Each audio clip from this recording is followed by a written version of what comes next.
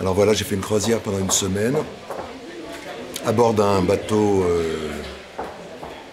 au départ de Marseille et qui est une espèce de ville flottante, presque un bâtiment au sens architectural du terme, où il y a 3500 passagers, 1500 hommes d'équipage. Et l'histoire du bateau m'a tout de suite intéressé, car c'est un bateau qui a été construit en France pour une société de croisière italo-suisse qui fait des ronds en Méditerranée occidentale et avait été commandé par Hannibal Kadhafi, donc le fils du dictateur libyen. Et après les événements qui ont eu lieu en Libye, évidemment Hannibal a renoncé à sa commande et il avait prévu d'installer à bord, de faire installer à bord un aquarium marocain, une mosquée, un certain nombre d'aménagements extrêmement luxueux. Et finalement, la commande a été reprise par cette société croisiériste.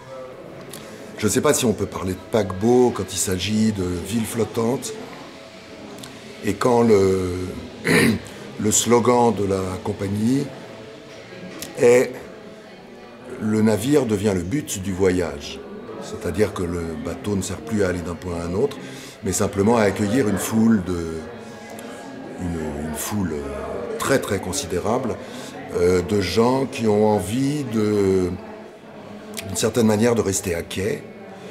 et de profiter au maximum de toutes les attractions, de toutes les animations qui sont offertes à bord et qui transforment le voyage au sens traditionnel du terme en une sorte de séjour, à mon avis, infantilisant.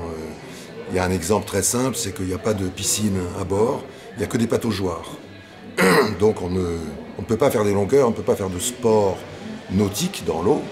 On peut simplement patauger comme si on ne savait plus nager et comme si on était réduit au stade d'un enfant qui barbote à longueur de journée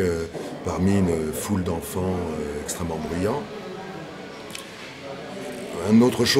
chiffre qui m'avait stupéfait, c'est qu'il y a en permanence 500 personnes en cuisine,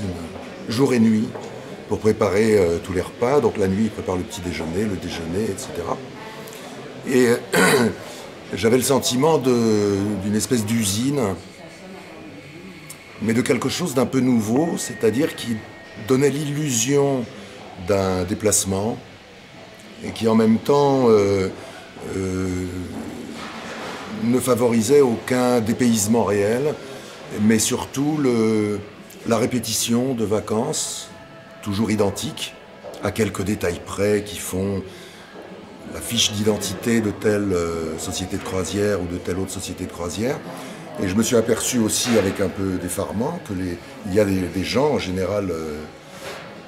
en famille ou en tribu ou en clan ou au moins en couple, mais jamais seuls, qui multiplient les croisières chaque année, font une croisière différente, et que ça devient une sorte d'industrie mondiale. J'y voyais un signe aussi de la globalisation, en quelque sorte de loisirs totalement programmés à l'avance, et qui étaient faits pour satisfaire à la fois des Japonais, des Chinois, des Allemands, des Américains, des Européens. Une chose aussi qui m'avait beaucoup frappé à bord de ce bateau, c'était le fait que le bateau était une sorte de microcosme de l'ordre social. C'est pas simplement l'ordre social, c'est une espèce d'ordre planétaire, puisque sous la ligne de flottaison loge le personnel sans hublot, et ce personnel est uniquement composé d'hommes, curieusement, il y a très très peu de femmes, peut-être 1%, 2% de femmes, d'hommes originaires de pays du tiers ou du quart-monde, donc le Bangladesh, l'Indonésie,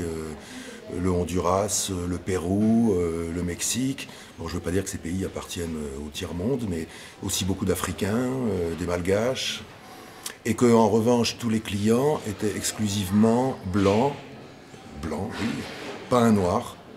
Et pour une croisière en Méditerranée, ce que j'ai trouvé aussi stupéfiant, c'est qu'il n'y a pas un arabe parmi la clientèle. Donc le rêve d'Hannibal Kadhafi, avec sa mosquée et son un petit peu inquiétant aquarium à requins, était totalement battu en brèche et ça a été récupéré au profit d'une hiérarchisation très précise des populations de la planète. Et on pouvait y voir comme une espèce de concentré d'un nouvel ordre mondial un peu inquiétant, avec, je le répète, tout le personnel qui était logé souvent en dessous de la ligne de flottaison, et une stratification presque géologique des classes sociales, avec des cabines sans hublot, des cabines avec hublot, des cabines avec hublot plus balcon, et enfin tout en haut, les unes étant superposées aux autres, comme dans une sorte de millefeuille, tout en haut, des très riches, inaccessibles, qui avaient leur propre service, leur spa, leur piscine, leur restaurant, et qui logeaient dans des suites, parfois royales. Et tout ça faisant des ronds en Méditerranée, avec cette particularité que ça ressemble plus à un omnibus qu'à un transatlantique au sens des croisières qui autrefois reliaient la France aux États-Unis. Et là, pour un vrai voyage, puisque à chaque escale, les gens montaient, les gens descendaient. Comme un omnibus ou comme le bus qui fait la petite ceinture ou une ligne de métro. Nation part d'Enfer ou Nation part Barbès, et ça tourne comme ça, sans fin, pendant 6 mois de l'année. Et donc le lieu me semblait très typique d'une nouvelle forme de loisir. Et je me suis dit qu'il fallait inventer un passager solitaire, ce qui est totalement inimaginable à bord. C'est-à-dire que, comme je l'ai dit, tout le monde est en famille, ou en tribu, ou en clan, ou en famille très élargie, ou en couple, mais en tout cas jamais seul. Donc j'ai inventé ce personnage un peu fabuleux au sens d'une fable, qui est une grue cendrée, qui passe totalement inaperçue dès qu'elle met la patte à bord, et qui découvre, un peu comme une martienne, à la fois la géographie du bateau, en se posant bien sûr toujours la question où est l'aquarium à requins, et qui en même temps découvre les clients. Les clients qui deviennent dans ces cauchemars plutôt des victimes, parce que le livre est organisé comme une alternance de chapitres diurnes où la grue cendrée, prénommée Lola, à cause de Téléchat. Ça rappellera peut-être quelque chose à certains. C'était pas une grue cendrée dans Téléchat, c'était, je crois, une cigogne qui présentait les informations dans les années 70 à la télévision. Et donc Lola découvre pendant la journée ce qui se passe à bord, plutôt ce qui ne se passe pas. Et la nuit, chaque nuit, elle cauchemarde. Et curieusement, au bout d'un certain temps, ces cauchemars deviennent plus réels que ce qui se passe à bord, qui est finalement très anodin, qui est une espèce de loisir formaté pour une clientèle donc de richesse assez variée, puisque ça va des cabines sans hublot qui sont la 3e classe, à la classe affaires, donc qui est tout en haut, et qui définit là aussi une sorte d'ordre social qui sacrifie en été à cette nouvelle forme de loisir. Et la nuit, Lola rêve plutôt cauchemarde, à propos d'un bateau qui ressemble furieusement au Luxiosa, mais où les animations sportives par exemple, ou des animations aussi anodines que le bowling, dégénèrent en choses plutôt désagréables, et qui rappellent plutôt le traitement infligé à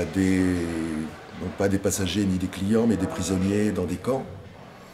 Et elle se pose la question assez souvent si elle ne cauchemarde pas la vérité de la croisière.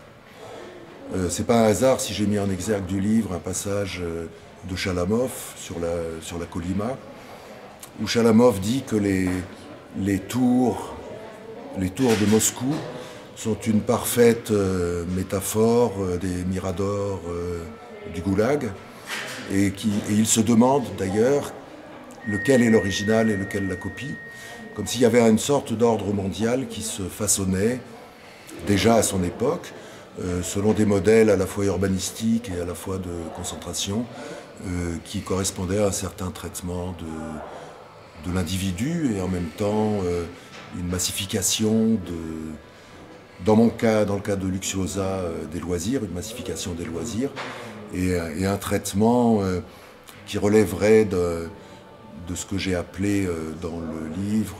un parti socialo-capitaliste. Ça reprend les initiales de la société de croisière, de la compagnie de croisière, donc la PSC, qui est pour les croisiéristes la Poseidon Sea Cruises, mais qui, certains signes le révèlent, sont en fait les initiales du parti socialo-capitaliste, qui à travers des croisières pour toutes les fortunes, pour tous les budgets, engrange un petit peu comme les Mormons à Salt Lake City, engrange la totalité des patronymes de l'humanité, non pas pour les sauver, mais pour les asservir. Voilà, donc c'était un peu l'idée de... Quand j'ai choisi le texte de Chalamov, qui est un texte très sombre, mais qui en même temps me semblait bien correspondre à ce qui était,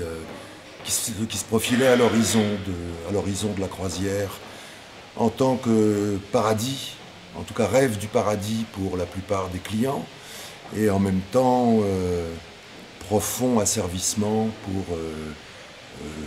peut-être le rêve des organisateurs qui ont peut-être l'idée de vouloir emmener tout le monde en croisière et de transformer donc ces périodes de vacances, ces périodes estivales, en périodes de, je ne sais pas comment dire, mais peut-être de reconditionnement ou de confortement dans une conception du loisir entièrement axée sur la consommation et sur la grégarité et peut-être la gestion des masses. C'est curieux parce que je n'avais pas lu W à ce moment-là. Je n'avais pas lu de Pérec, le livre de Pérec. Mais dans cette alternance de scènes pseudo-paradisiaques,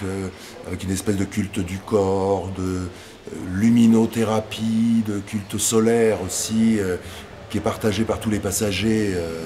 qui sont en Méditerranée, donc culte de la lumière,